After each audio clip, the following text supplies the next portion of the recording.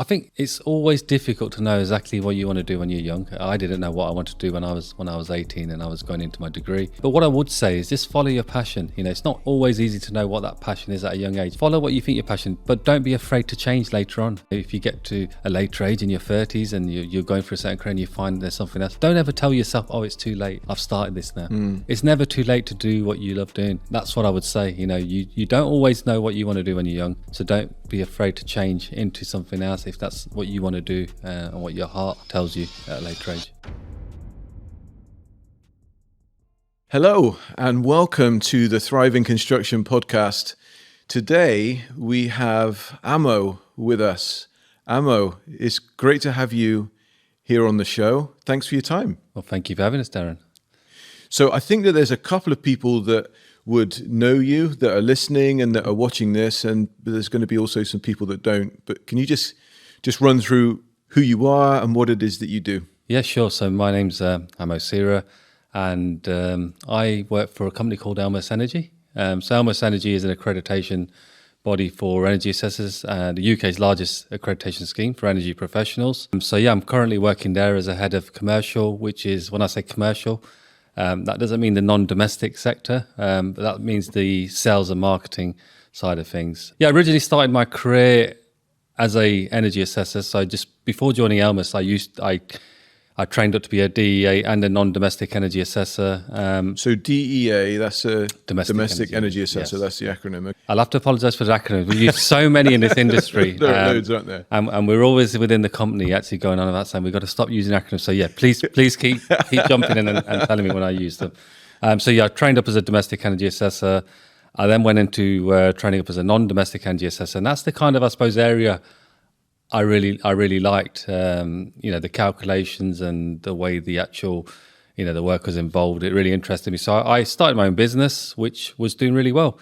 And as you know yourself, Darren, in the early years, I started going back to 2007 in this industry, but the prices were significantly falling. It's very young industry. Is this the prices of how much you would get for doing an assessment on the building? That's right. So how much were they initially? I think initially, for a non-domestic business, that's the area I used to mainly specialise in. Okay. At that time, for a retail property, a straightforward one, you'd probably get around £250. Okay.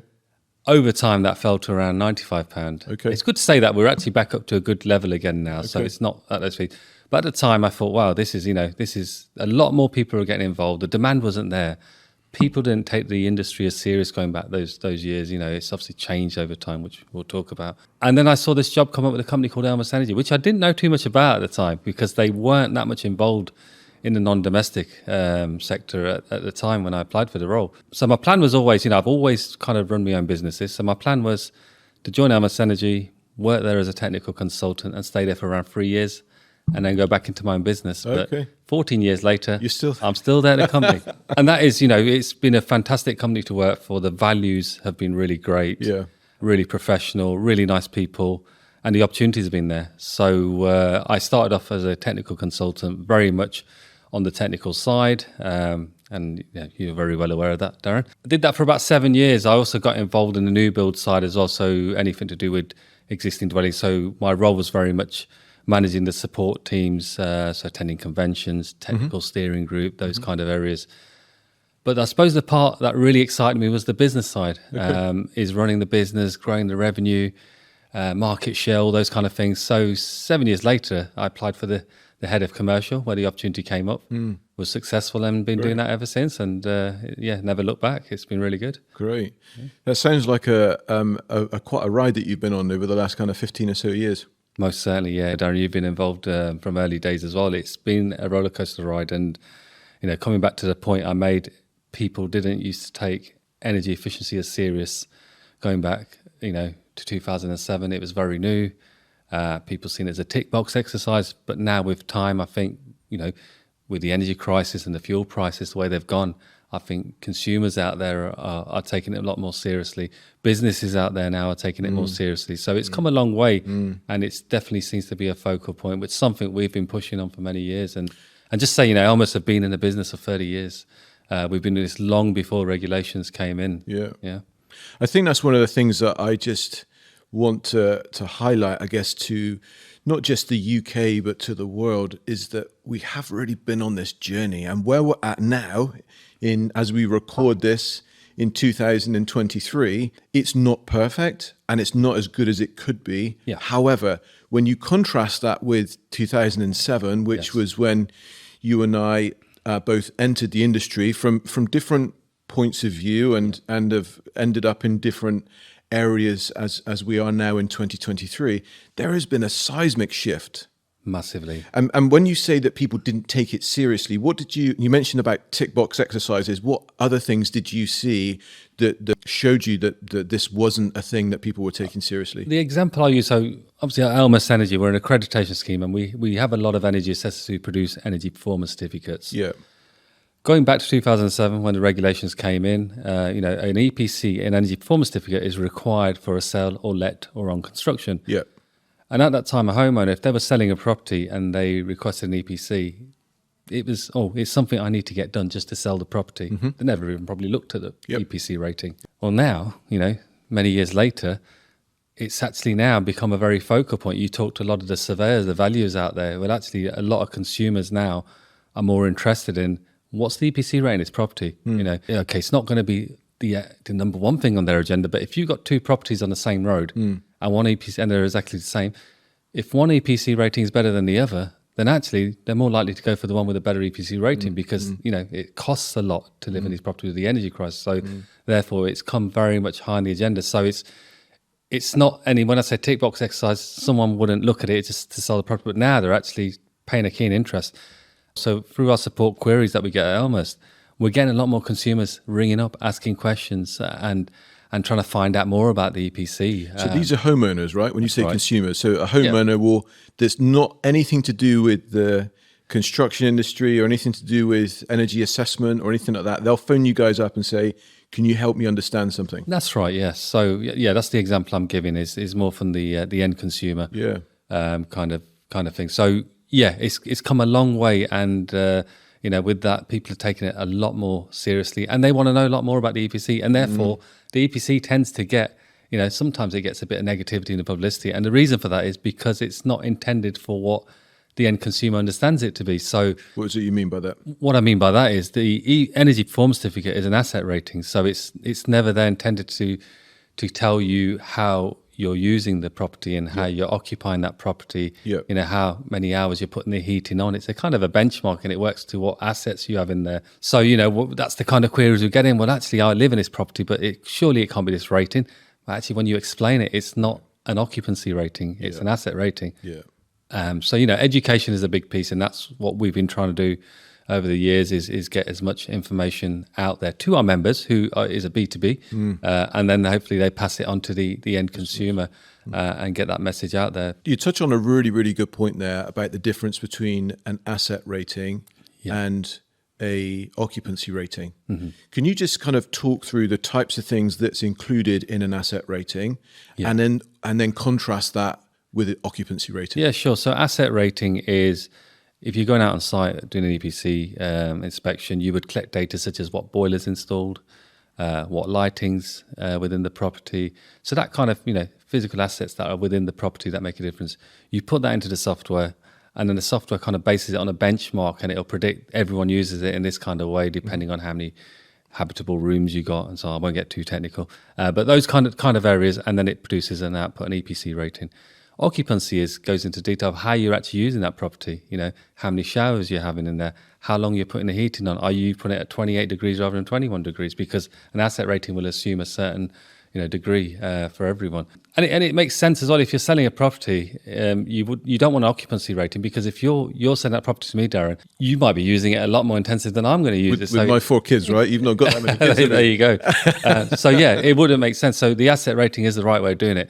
However, moving forward, as speaking on behalf of Elmhurst Energy, we've always said it needs a combination of things. You need an asset rating, you need an occupation rating. It needs to look at all the metrics, really, the cost, the carbon. It needs to look at all those areas to be really effective. But the good thing is the home energy modelling consultation came out yesterday. Okay. So that's out there at the moment. So we are seeing, the kind of things we've always asked for. we're hearing. I've not read the whole consultation in detail yet, but we've put a little bit of a draft out from Elmhurst. But we're hearing, the EPC could be the kind of central calculator, and there'll be wrappers put around that where you could then do an occupancy and you could build upon other calculations. So we'll hear more about that, and I think it will be, again, moving all in the right direction and continue to grow and do better. So the great thing about this podcast is we are speaking to the people in the future. Yes. So by the time this reaches people's eyes and ears, you're going to be able to share that. So I'm sure there's going to be a link that will be able to explain the things that you're talking about here for those people in our future, yes, but in everyone else's present, to be able to understand that better. Yeah, sure. Yeah, absolutely. So we'll have lots of information on our website, and we'll be putting a lot more information in the coming weeks. Actually, it's just, as I say, it's just been released yesterday, hot off the press, and I know the marketing team are looking at it, the technical guys are looking at it, and we'll be responding to that consultation. So we always share that with our members, and anyone else who wants to see that, it'll be on our website.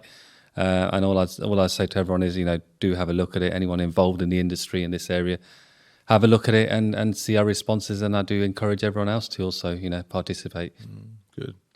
So 15 years ago, you started into this industry. You look a little bit older than 15, and you mentioned that you've had businesses in the past, but just interested in going back into your history and finding out how is it that you ended up working not just for Elmhurst, but just in this industry. Yeah, I think so. Yeah, I'm going back. I mean, I went through the GCSEs, the A levels, and then I did a degree in business studies. After my degree, as I said, I was fortunate that we had some family business, so I went into our own business. Okay. What were those businesses doing? So we were in the retail sector. Okay. Yeah, we were in the retail sector. So me and my brother continued that. My dad ended up retiring, so we carried on. We expanded that. We went into a couple of franchises. Okay. And that was doing really well. And then I decided to sell that. Well, I think I was about 28 years old. Sold the businesses, and then I was looking for my next venture. Okay. And I was always going to go into something like the Subway was the new trend at the time. So I was going to invest in something like a Subway and go into that area. And then the home information packs, all that thing came along, the home inspector course. And I saw the energy module in that. And I thought, wow, this sounds really interesting. And I'll go back to a point as well. I didn't really know what I wanted to do when I was young and when I did my degree. So that's why I did a business studies degree, because it left my options very much open. And then later on in my life, I kind of realized, well, actually, I really enjoy this part. I always liked the building surveying and this new area that came in about the energy as well. I found that this is going to be the future. And actually, I want to be involved. I wanted to be involved in an industry that makes a difference as well. So I've got a personal impact. So I kind of thought, I found my place here. But like I said, it was very much a roller coaster ride, and it's not been easy because people didn't take it seriously. It was going up and down like a yo-yo, the industry, and there was times that I thought, am I in the right industry? Okay. But I always believe just keep doing what you enjoy, what you're passionate about, and things always come good. And I think we're there now. That's good. I want to just go back to early days. You mentioned about your dad having a business. Yeah. Is that the business that he had when you were a young child, kind of pre-GCSE years? Yeah. So my dad was involved in the knitwear industry at that time. So we always used to go in and help out, and I think you kind of get that drilled into you from a young age. Okay. So we used to go there on weekends, hide in the little cardboard boxes with all the yarn and everything. Okay. Around the. What did he get you doing then? So he got you involved in the business? Yeah. So we used to go there, and we used to kind of see the machines twirling around and help out with those kind of areas. But at the same time, you'd always pick up on business conversations as the youngest. But I mean, that was in the 80s, and then we know in the 80s there was a big recession, and then all of the industry, knitwear industry, which used to be really big in Leicester, it kind of fell down and then started getting, I think it more started getting outsourced to different countries then. Okay. So he finished off, and then that's when we then decided let's go into some retail business, which worked out well for us. That's really, really good. Yeah. And how did your mum feature within that? Was she part of the business, or did she have another role? Yeah, very much so. So my mum and dad have always worked together. Okay. They've had a very, very close relationship, in business, and so it's they've worked together, and they both were involved in that business. Yeah. And as you think about that, your childhood and your parents being closely connected at work as well as at home, it seems like that there would have been harmony there, because you're not talking about it in a negative connotation, but how would you say that environment has benefited you and helped you? Yeah, definitely harmony. Yeah, definitely. I think it's, to be honest, it's not always obvious how it's benefited you. Yeah. I think I'd like to say I've turned out to be a good person with good values. And that comes back to the point I made about me finding the right place at Elmhurst Energy as well as a company with good values. And hopefully that also, our members experience that as well. So, yeah, I think it's just brought me up to be a good individual with good values and, geared me up, I suppose, success in the areas I want to be involved in.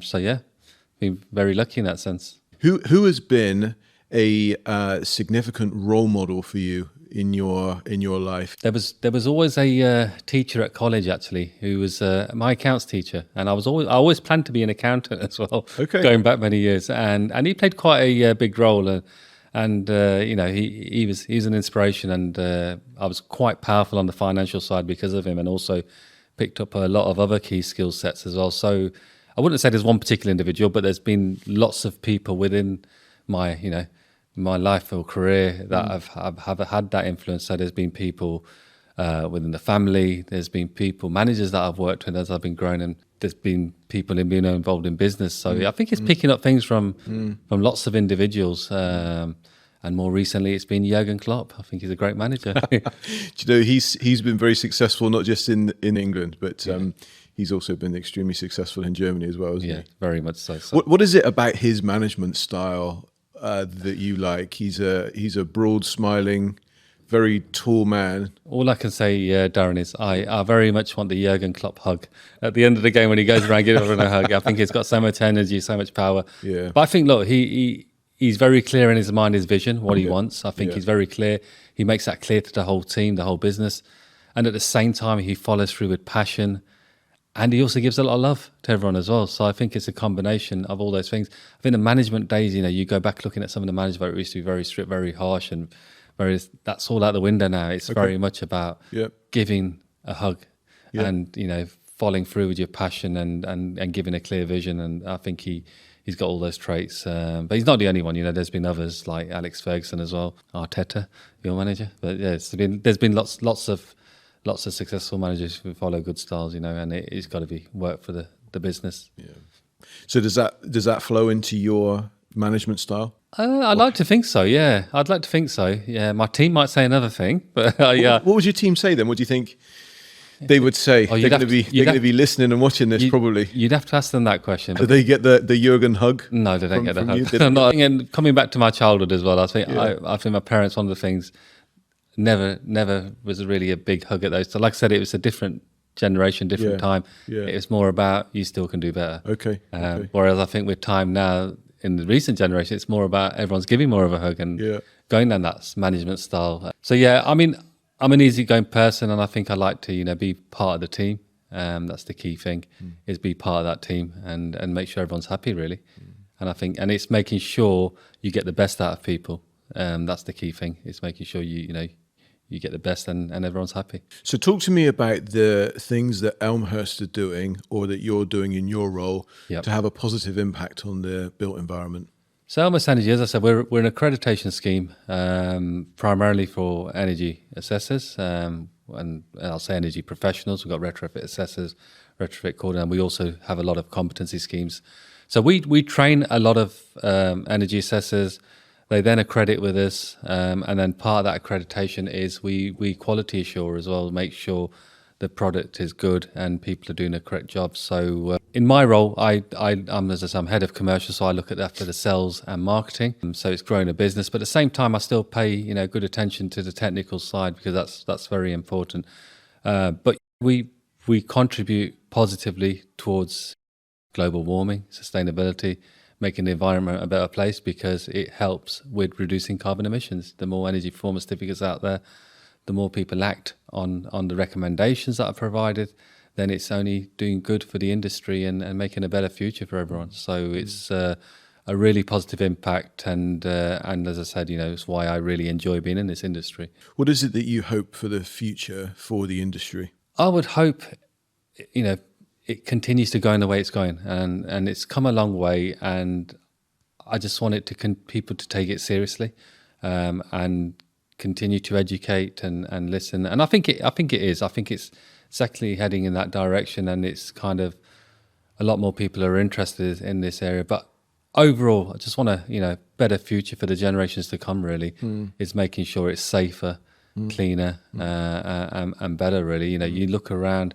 with all these natural disasters happening around the world at the moment. Well, this is a lot of it's global warming. All the flooding, storms, all these natural disasters. It's global warming. So I just would like people to take it more serious and help in any way they can to make sure we all have a positive impact on the environment. And going back now to your childhood, or maybe someone that is below the age of 18 that may be listening or watching, what would you say to them as they're considering their career options and choices? I think it's always difficult to know exactly what you want to do when you're young. I didn't know what I wanted to do when I was 18 and I was going into my degree. But what I would say is just follow your passion. It's not always easy to know what that passion is at a young age. Follow what you think you're passionate, but don't be afraid to change later on. If you get to a later age in your 30s and you're going for a certain career and you find there's something else, don't ever tell yourself, oh, it's too late. I've started this now. It's never too late to do what you love doing. That's what I would say. You don't always know what you want to do when you're young. So don't be afraid to change into something else if that's what you want to do and what your heart tells you at a later age. And it sounds like that's what you've experienced. Yeah. Through your own journey as well. That's right, yeah. So passing that experience on. Where do you see your future personally? In Bahamas. Well, a warmer climate than London, right? The future. I mean, I see a good future in work-wise. I see a good future at Elmhurst Energy. I want to continue to work in the area I'm working. So that's absolutely key for me. And also, I think just making that positive impact, a personal impact on what we're doing here in terms of sustainability in the environment and tackling fuel poverty, those kind of areas. So I just want to make a personal impact. So I'd like to see I continue to develop and have a good career within Elmhurst, and at the same time make a good positive, personal impact out there. And at the same time, a good father. How many children do you have? 2 girls. 2 girls. Yeah. What would you say the best thing is about being a father of 2 girls for you? Best thing? It's the best thing is, they're not so young now. So my daughters are 19-year-old and 16. Okay. So I think it's the best thing about father is just kind of having that experience with them, seeing them grow up from what they are when they're young to what they become when they're older, and just being there to support them and help them. That's the best thing about being a father, really, in my opinion. Do they know what you do for a living? As in, do they understand really what it is? I think I've told them about 50 times, and they still end up telling their friends something else, like, oh yeah, he sells houses. No, I don't sell houses. He sells houses. So yeah, they're kind of getting there. So they kind of understand, and I've tried to get them involved in this industry, but they don't want any of it. They want to go towards different areas and different things. But who knows? They may change their mind. That's good. Well, Amma, I think that now is a really good time for us to go to the demolition zone. Okay. Are you ready? I'm ready. Let's do it. Let's go. Okay, we are back. We are now in the demolition zone. And Amo, it looks like what you have created here, for those people that are listening, is an upside down T, but it does have a roof on it of sorts. Interesting choice of blocks. I like that. I like the color diversity there. What does this represent? I don't know, Darren. I just put it together without thinking, and it turned out to be a new Grand Designs house there. There you go. So I think you should take a photo of it, send it to Grand Designs, and I think someone will take that. Build that. Yeah. So I like I said, it's the unconscious mind taking care of that one. Great. Yeah. Love it. What does it represent though? What myth does that represent? So the myth is, look, we're, Elmhurst Energy, we're involved in, I mentioned, we do auditing for energy, when energy assessors produce energy performance certificates, for example. And the myth is auditing is not telling you off. Auditing is quality assurance. And if anything, it costs us hundreds of thousands of pounds a year to make sure we offer a great service. The way I see this is a great customer service, because we are helping our customers make a better product. And we're doing that without any additional cost. It's not telling you off. It's creating a better product and helping our members. Love that. Fantastic. Well, just destroy that myth, Amo. with a left jab. Left jab, there you go. The myth Mike Tyson style. That's great.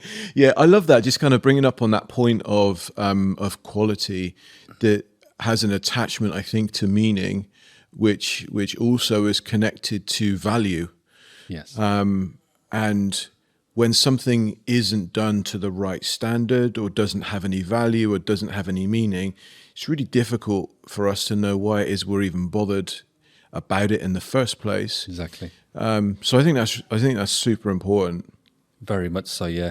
I mean, it comes back to, when I go back to when we were in this industry initially, the tick box exercise, there were people in the industry who didn't take it as serious and did see auditing as, it's just telling you off and therefore I'll try and go somewhere where I can get off lightly.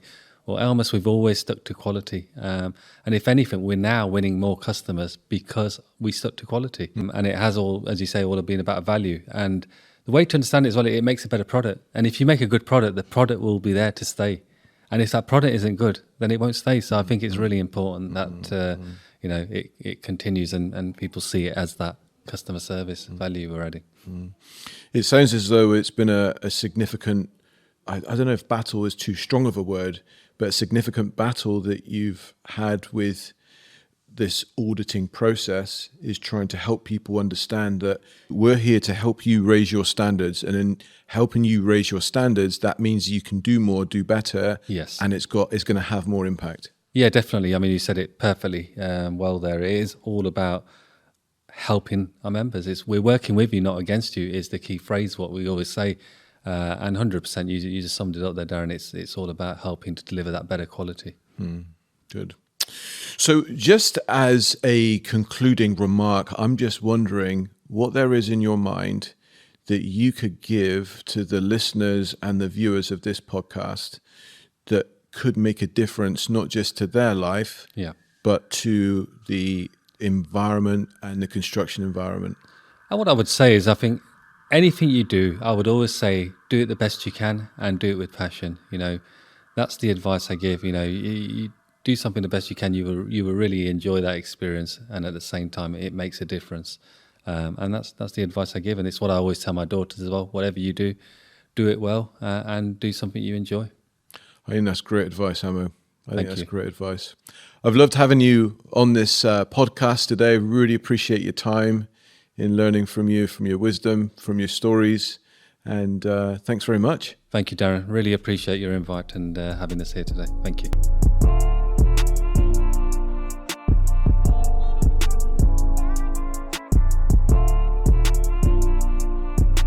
I'd like you to do me a favor, and I don't mean here just to ask you to subscribe and to follow, but what I'd really like you to do is to share this podcast with as many people as you think would benefit from it. I would love to maintain the quality of people that are joining me on this podcast, and so in order for me to do that, I really need your help. It could be somebody that's looking to get into an industry, but they're not quite sure what industry they want to get into. Maybe it's a teenager that is just finishing their GCSEs or starting A-levels. Maybe it's somebody that's doing an English degree at university, but is not quite sure what they want to do with that degree. So I invite you just to share this podcast with as many people that you know so that we can grow this community, so that we can maintain the quality, engaging conversations that we're having together. Thank you for your help.